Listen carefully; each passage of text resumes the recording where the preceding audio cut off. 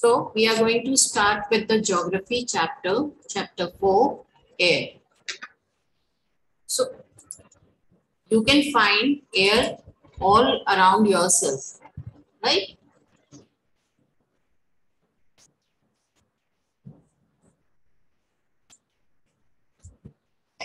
What is air? Can you feel air? No. Yes, you can feel air, but you cannot see it. Our earth is surrounded by the huge blanket of air and which is known to be as our atmosphere. So all the living beings on the earth depends on the atmosphere for their needs, for their survival.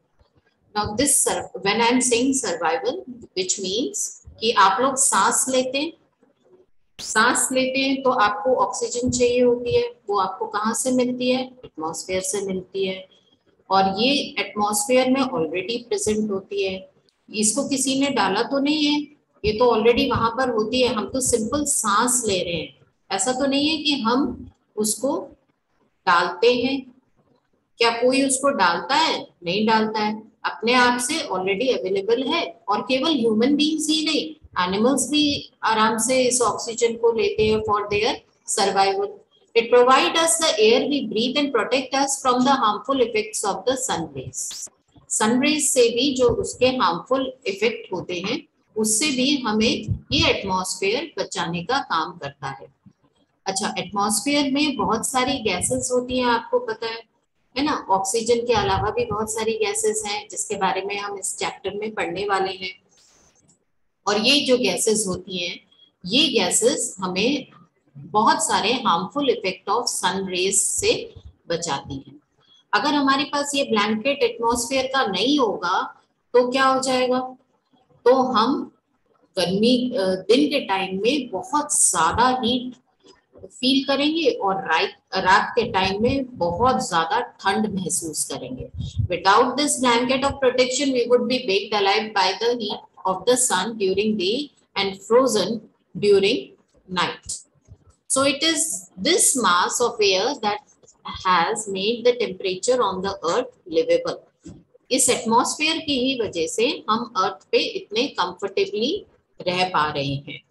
अगर हमारा atmosphere नहीं होगा, अगर हमारे पास atmosphere इतना अच्छा atmosphere नहीं होगा तो हमें दिन और रात में सरवाइव करने में बहुत मुश्किल आने वाली है।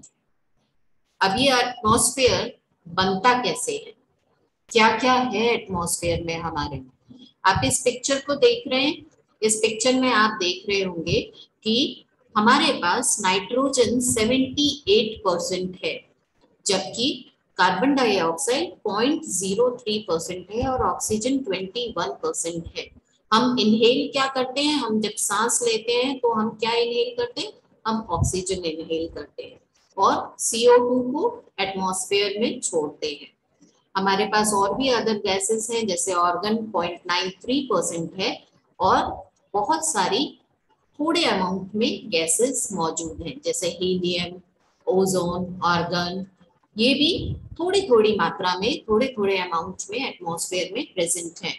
The air we take in while breathing is a mixture of many gases. बहुत सारी गैसेस एटमॉस्फेयर में है, ऑलरेडी है। Nitrogen and oxygen are two gases which make up the bulk of the atmosphere. Carbon dioxide, helium, ozone, argon and hydrogen are found in lesser quantities. Apart from these gases, tiny dust particles are also present in the air. जब आपके कमरे में धूप आ रही होती है तो आप देखते हैं छोटे छोटे से डस्ट पार्टिकल्स इधर उधर आपको घूमते हुए दिखाई देते हैं। ये डस्ट पार्टिकल्स भी आपके एटमॉस्फेयर में ऑलरेडी प्रेजेंट होते हैं। The pie chart gives you the percentage of different constituents of air. ये पाई चार्ट आपको बताता है कि आपके एयर में कंपोजिशन कैसा है।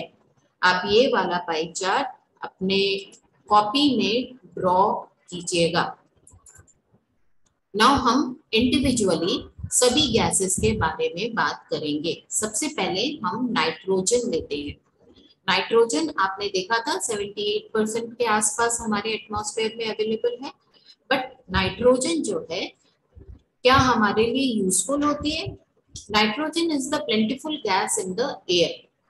When we inhale, we take some amount of nitrogen into our lungs and exhale it. हम कुछ amount नाइट्रोजन का अंदर लेते हैं और उसको बाहर भी निकाल देते हैं।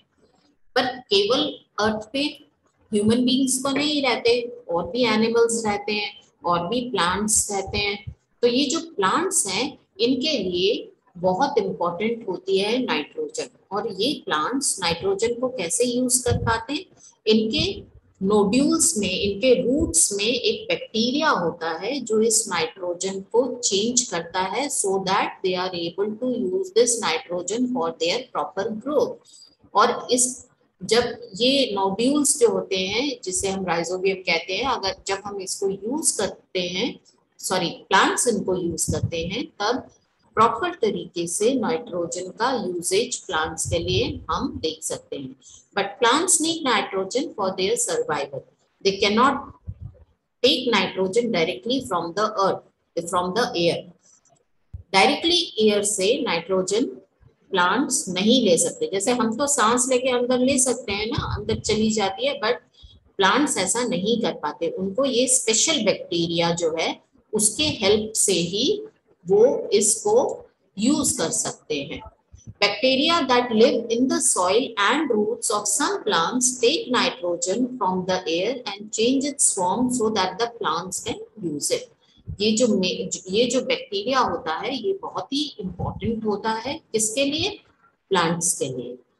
ठीक, I hope you understood why the nitrogen is such an important composition of the atmosphere. Now we are moving to the oxygen. Oxygen, which is a life-saving gas for us, for human beings, हमारे लिए life-saving gas है। क्यों? क्योंकि हम जब breathe करते हैं, जब इनहेल करते हैं, तो हम मेनली क्या इनहेल करते हैं? हम मेनली ऑक्सीजन को ही इनहेल करते हैं। Oxygen is the second most plentiful gas in the air. Second number पे नाइट्रोजन के बाद जिस गैस का नंबर आता है, that is oxygen. Humans and animals take oxygen from the air as they breathe. Both human beings यानी हम लोग और animals भी इस ऑक्सीजन को अपने अंदर इनहेल करते हैं। Green plants produce oxygen during photosynthesis. Photosynthesis एक प्रोसेस है जिससे प्लांट्स अपना खाना बनाते हैं, और जब वो अपना खाना बनाते हैं उसी टाइम पे वो ऑक्सीजन को एनवायरनमेंट में, एटमॉस्फेयर में रिलीज करते हैं। ये ऑक्सीजन हमारे लिए बहुत ही यूजफुल होती है। In this way, oxygen content in the air remains constant. If we cut trees, then this balance get disturbed. इसलिए बहुत इम्पोर्टेंट है, अगर हमें चाहिए कि हमारे एनवायरनमेंट में ऑक्सीजन पूरी तरीके से हो, बहुत अच्छी प्लेंटीफुल रहे हमारे एटमॉस्फेयर में, तो हमें ऑक्सीजन के लिए बहुत इम्पोर्टेंट है कि हम ट्रीज को डिस्टर्ब ना करें, ट्रीज को कट ना करें, और ज्यादा से ज्यादा ट्रीज को प्लांट करें। Another important gas which we found in the atmosphere, in the composition of the atmosphere, is carbon dioxide. Now carbon dioxide आप सबको मालूम है कि जब हम सांस छोड़ते हैं तो कार्बन डाइऑक्साइड जो है हम छोड़ते हैं। Carbon dioxide is another important gas. Green plant use carbon dioxide to make their food and releases oxygen. जब फोटोसिंथेसिस का प्रोसेस होता है तो कार्बन डाइऑक्साइड को यूज करके ही ग्रीन प्लांट्स अपना खाना बनाते हैं और ऑक्सीजन को अपने एटमॉस्फेयर में छोड़ देते हैं। ह्यूमंस और एनिमल्स रिलीज कार्बन डाइऑक्साइड। हम भी, मैंने बताया था, ह्यूमंस और एनिमल्स भी कार्बन डाइऑक्साइड को रिलीज करते हैं एटमॉस्फेयर में। The amount of carbon dioxide released by humans or animals seems to be equal to the amount used by the plants, which make a perfect balance. हम जितनी भी carbon dioxide air में या atmosphere में छोड़ते हैं उतनी की उतनी ही प्लांट्स जो हैं वो यूज कर लेते हैं अपना खाना बनाने के लिए। ठीक है, तो ये एक परफेक्ट बैलेंस बन के रहता है। अगर कार्बन डाइऑक्साइड ज्यादा हो जाएगी तो भी ये बैलेंस बिगड़ जाता है, कम हो जाती है तो भी ये बैलेंस बिगड़ जाता है। बट आजकल ये कार्बन डाइऑक्साइड जो है वो ज्यादा हो रही है। Why? Because of so many other reasons. The amount of carbon dioxide released by humans or animals seems to be equal to the amount used by the plants, which make a perfect balance. और हमें ये perfect balance की condition को maintain करके रखना है, otherwise हमारे लिए मुश्किल होने वाली है। जब मैं हमारे लिए कह रही हूँ, I mean human beings and animals both. However, the balance is upset by burning of fuels such as coal and oil. They add billions tons of carbon dioxide into the atmosphere each year. As a result, the increased volume of carbon dioxide is affecting the Earth's weather and climate. अब ये जो balance जिसकी हम बात कर रहे थे कि हम कार्बन डाइऑक्साइड छोड़ते हैं, हम यानी ह्यूमंस और एनिमल्स, और प्लांट्स इसको यूज करके फोटोसिंथेसिस में और अपना खाना बना लेते हैं। तो ये बैलेंस जो है, ये परफेक्ट बैलेंस जो है, ये किस तरीके से अपसेट होता है, बिगड़ जाता है। और ये क्यों बिगड़ जाता है, कैसे बिगड़ जाता है? Burning of fuels. हम कई बार बहुत सारी चीजों को जलाते हैं, जैसे कोयला और ऑयल। ये जो चीजें हैं, जब हम चीजों को जलाते हैं तो बहुत सारी कार्बन डाइऑक्साइड एटमॉस्फेयर में रिलीज होती है, एटमॉस्फेयर में धुएं के रूप में आ जाती है। और ये जो है, ये कार्बन डाइऑक्साइड जब बहुत ज्यादा बढ़ जाती है तो ये अर्थ के क्लाइमेट को भी और वेदर को भी डिस्टर्ब कर देती है। ठीक है, चलिए next topic is your structure of atmosphere. Your structure of atmosphere is divided into 5 layers. 5 layers में आपका एटमॉस्फेयर का स्ट्रक्चर डिवाइडेड है। This is a very important picture which is given in your textbook as well. आप इस picture को अपनी copy में, अपने टेक्स्ट में, जहाँ कहीं पर भी अपने नोट्स बनाते हैं उसमें ऐड कीजिएगा, बना लीजिएगा। Our atmosphere is divided into 5 layers starting from the Earth's surface, which are troposphere, stratosphere, mesosphere, thermosphere and exosphere. 5 layers हैं। First is troposphere, then stratosphere, उसके ऊपर mesosphere, उसके ऊपर thermosphere और सबसे बाहर की लेयर को हम exosphere कहते हैं। ये जो लेयर्स हैं इनके बारे में अब हम अलग अलग पढ़ेंगे। Separately we are going to study about each and every layer of our atmosphere. So we are starting with the troposphere. Now troposphere is the layer which starts from the earth crust till 13 kilometre of height, यानी अर्थ की layer से 13 kilometre ऊपर तक, 13 kilometre ऊपर तक troposphere रहता है। अच्छा, इसी में सबसे इम्पोर्टेंट जो चीज होती है कि जो एरोप्लेन होता है वो इसमें ही आपको दिखाई देता है। This layer is the most important layer of the atmosphere. It's average height is 13 kilometre. The air we breathe exists here. Almost all the weather phenomena like rainfall, fog, hailstorm occur in this layer. जितने भी atmospheric changes, weather के changes, phenomena होते हैं, वो सब कुछ troposphere में होते हैं। Now let it be rainfall और फॉग। फॉग का मतलब धुंध। आप सर्दियों के टाइम में देखते हैं ना, सब जगह जब अर्ली मॉर्निंग में उठते हैं तो सब जगह धुआं धुआं सा दिखाई देता है, that is known as fog. And hailstorm. Hailstorm यानी ओले गिरना, छोटे छोटे बर्फ के पत्थर जैसे गिरते हैं। ओले कई बार बारिश के टाइम पे जब एटमॉस्फेयर ठंडा होता है तो कई बार ओले भी गिरते हैं। और ये सारी चीजें कहाँ होती हैं? सिर्फ ट्रोपोस्फेयर में होती हैं। क्या ट्रोपोस्फेयर के ऊपर होती हैं? नहीं होती है।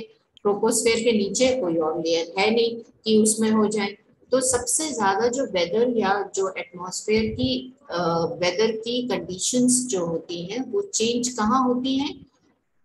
एटमॉस्फेयर की जितनी भी कंडीशन की जो चेंजेस होते हैं वो सब ट्रोपोस्फेयर में होते हैं। Next layer is stratosphere. Stratosphere में क्या होता है?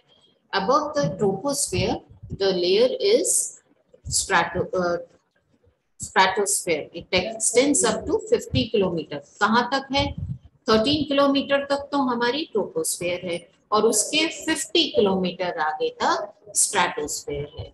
This layer above the troposphere lies the stratosphere. It extends up to the height of 50 kilometer.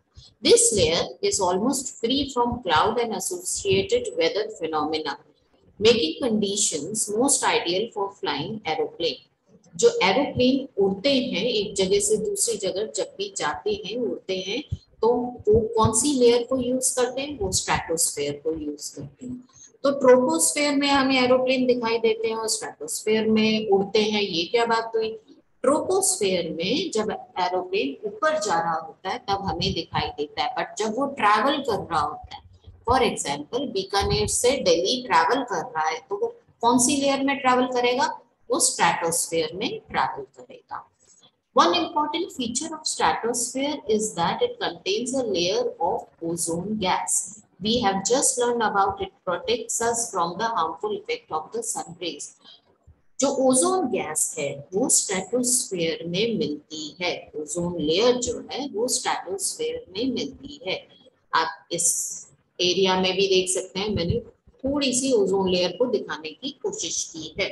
ये जो ओजोन लेयर होती है ये क्या करती है? ये जितने भी हार्मफुल रेस जो सन से अर्थ की तरफ आते हैं उनको रोकने की कोशिश करती है. अच्छा, अगर ओजोन लेयर नहीं होगी तो क्या हो जाएगा? अगर ओजोन लेयर नहीं होगी तो अर्थ पे बहुत ज्यादा हार्मफुल रेस जो है सन की वो आ जाएंगी और उससे हमें अलग अलग तरीके के हेल्थ प्रॉब्लम्स होनी स्टार्ट हो जाएंगी.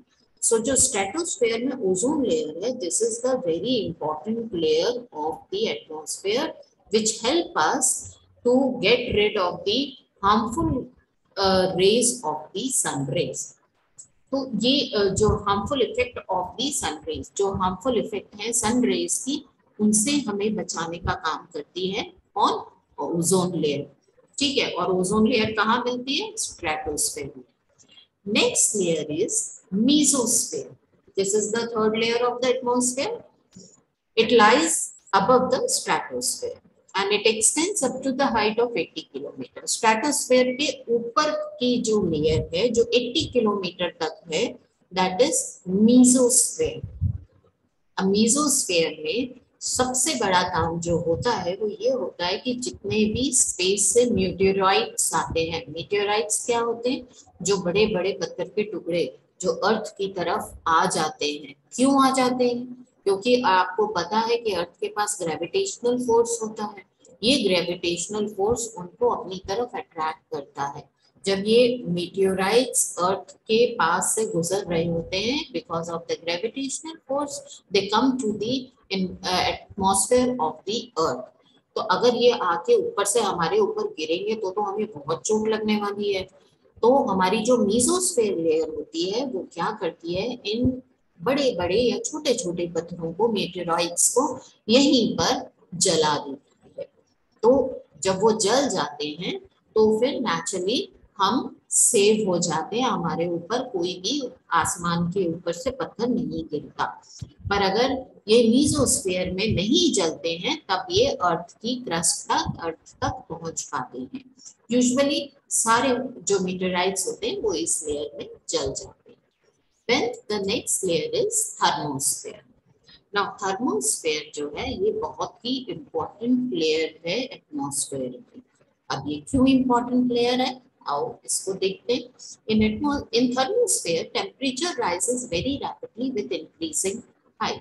जैसे जैसे हम थर्मोस्फेयर की तरफ बढ़ते हैं, थर्मोस्फेयर में आगे चलते हैं, तो टेम्परेचर जो है वो बहुत तेजी से बढ़ता है.